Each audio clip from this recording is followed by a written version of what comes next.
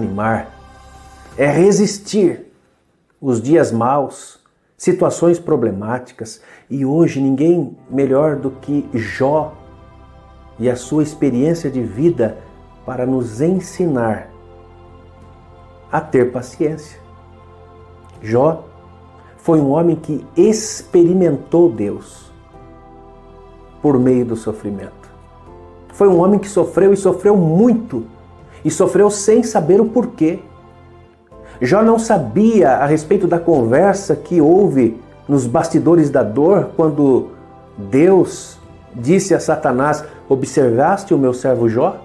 Homem íntegro, reto, temente a Deus e que se desvia do mal. Por 2 vezes Deus havia declarado. Satanás então tenta discutir com Deus a respeito da intenção e motivação do coração de Jó, acusando-o de adorar a Deus por ser beneficiado pelo Criador. Ele adorava a Deus porque havia algum tipo de interesse pessoal ou alguma ambição egoísta. Deus então permite que Satanás tocasse na vida de Jó, e Jó perde os seus bens materiais, os seus filhos num só dia, perde a sua saúde. Jó está isolado totalmente, sem expectativa alguma de mudança, está arrebentado emocionalmente, e nós não sabemos como Jó enfrentou tamanha dor. Sabemos sim, por meio da palavra. Ele recebe a visita dos seus amigos, Elifas, Bildade e Zofar. Eles vieram de longe, mas não conseguiram confortar Jó. A princípio, nem reconheceram a Jó, o seu rosto desfigurado, sua carne machucada, 7 dias e 7 noites de silêncio. E quando abriram a boca, lançaram insultos, atribuíram culpa, palavras condenatórias a Jó, insinuando que se Jó estava sofrendo, e estava sofrendo, era porque havia algum pecado.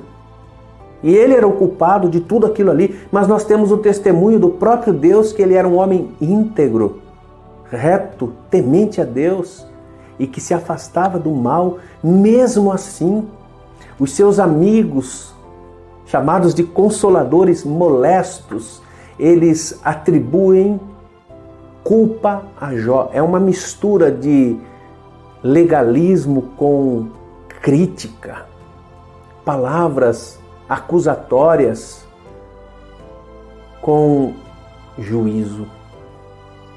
Jó sofre a condenação dos seus amigos. Agora eu não sei o que foi pior para Jó: enfrentar as palavras desconcertantes dos seus amigos ou o silêncio aterrador de Deus, porque Jó grita aos céus, clama a Deus: por quê? Por que aquilo estava acontecendo com ele? Acontece conosco também. Diante de perdas, problemas, portas fechadas, acontecimentos imprevistos, mudanças indesejadas, e nós perguntamos a Deus: por quê? Talvez você esteja se sentindo arrebentado, esmagado pelas circunstâncias, pelas adversidades da vida, está perguntando por quê e não está encontrando força para persistir, para esperar, para ter paciência. Que Deus te dê a paciência de Jó. O Deus de toda paciência possa conceder a você uma das características do fruto do Espírito, que é a paciência, longanimidade, um ânimo longo para suportar as adversidades, circunstâncias contrárias, mas também que você tenha paciência em relação ao próximo, às pessoas com as quais você tem convivido. Paciência para lidar com os problemas, paciência para aguardar, isso é, esperar com paciência. Eu quero destacar aqui 3 elementos substanciais da paciência de Jó. Motivos pelos quais eu entendo que ele não desistiu. O primeiro é o temor do Senhor. No momento da dor, do sofrimento, a sua mulher chega para ele e lhe diz: amaldiçoa o teu Deus e morre. Negue a sua fé, tire a sua vida. Ele não o fez, porque ele era reto. O temor do Senhor o guiava. Ele sabia que é Deus quem tira, é Deus quem dá. A vida e a morte estão no poder de Deus. Quando ele perde os seus filhos, os seus bens materiais, ele afirma: nu saí do ventre, nu voltarei. O Senhor deu, o Senhor o tomou, bendito seja o nome do Senhor. Isso é retidão, é temor do Senhor.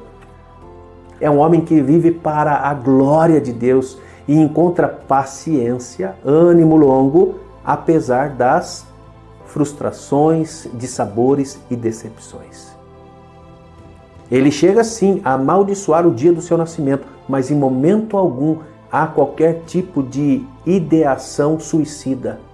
Ele não tira a sua vida e nem pensa em tirar a sua vida, porque ele tem consciência que ele serve a Deus, a sua vida pertence a Deus. O segundo elemento fundamental da paciência de Jó é a consciência da soberania de Deus. Quando a sua mulher lhe diz para amaldiçoar a Deus, ele reconhece que Deus é o Senhor das circunstâncias, o Deus que havia feito tanto bem àquela família. E agora eles tinham que suportar o mal, os dias maus. E ele responde às adversidades com adoração. Adoração. Em toda e qualquer situação, Jó está adorando a Deus. E o terceiro elemento que fundamenta a paciência de Jó, a meu ver, é a expectativa de um Redentor. Ele diz: eu sei que o meu Redentor vive e por fim se levantará sobre a terra. Cristo Jesus, o nosso Redentor. A expectativa da justiça de Deus. Há um vídeo em nosso canal, a propósito, é o primeiro vídeo em que nós retratamos o nosso Redentor de Gênesis a Apocalipse. Aquele que o escritor aos Hebreus diz: Jesus Cristo é o mesmo, ontem e hoje, e o será para sempre. Aquele que é o nosso Redentor, aquele que pagou o nosso preço na cruz do Calvário para a salvação da nossa alma, para o perdão dos nossos pecados. Ele suportou em nosso lugar. Jesus sofreu em nosso lugar. E nós temos a expectativa de um Redentor também, em que Ele enxugará dos nossos olhos toda lágrima, as nossas frustrações, os medos, o choro, o luto. Ele voltará para buscar a sua igreja. Hoje nós estamos isolados socialmente. Há aqueles que estão afastados de Deus, distantes da igreja, da comunhão do corpo de Cristo. Talvez você esteja se sentindo amassado pelas pressões desta vida. Sente-se arrebentado emocionalmente. Jó também enfrentou o desespero da alma. Os amigos de Jó vieram de longe para consolá-lo. Elifas, Bildade e Zofar. Sentaram-se ao lado de Jó. Não puderam reconhecê-lo, dado o seu rosto desfigurado, o seu corpo tomado por doenças, dores, sua pele se deteriorando. Os seus amigos ficaram 7 dias e 7 noites em silêncio.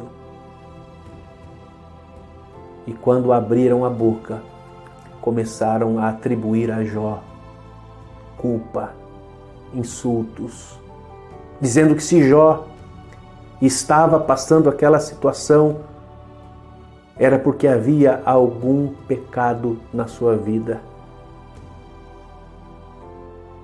Eu não sei o que foi pior para Jó. Enfrentar as palavras condenatórias, críticas, legalistas dos seus amigos, que se postularam como intérpretes da vontade de Deus, mas que você não vê no texto os amigos de Jó falando com Deus, mas eles se apresentam como representantes da verdade para acusar. Palavras acusatórias. O que foi pior para Jó? Enfrentar as palavras contraditórias dos seus amigos ou o silêncio aterrador de Deus? Porque Jó grita aos céus. Assim como nós muitas vezes podemos questionar a Deus, as circunstâncias, por quê?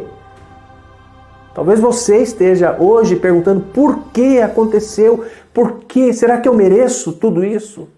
Por que agora? Por que com a minha família? Jó brada aos céus perguntando para Deus e Deus o responde com outras perguntas mais para que Jó tivesse consciência de quem era Deus.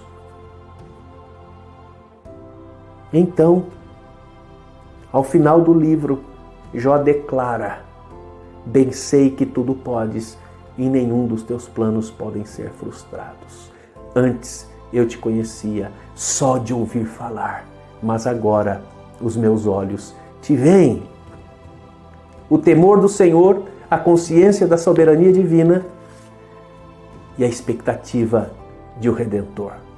Motivos que eu entendo que nortearam a vida de Jó e fez com que ele tivesse paciência, suportasse até o fim e não desistisse, apesar das perdas, apesar do luto. Jó vai à falência, perde os confortos da sua casa, está sozinho,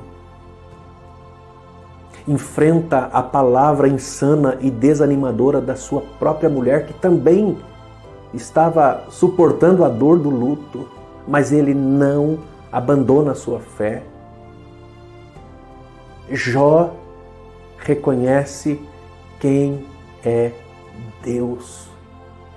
Em meio às adversidades e diante de tanto sofrimento, o livro de Jó, para nós, a experiência de Jó, de um homem que experimentou Deus por meio do sofrimento, sofreu, não sabia o porquê do sofrimento, mas o mais interessante é que Jó não é conhecido como um sofredor ou pelo seu sofrimento, mas ele é conhecido por sua paciência. Tendes visto o fim que Deus deu a Jó? Tiago vai falar da paciência de Jó no Novo Testamento e o fim que Deus deu a ele quando ele orava pelos seus amigos. Jó orou por aqueles que o julgaram. Você tem paciência suficiente para orar por alguém que te fez mal? Ou que fala mal de você? Ou que te julgou? Paciência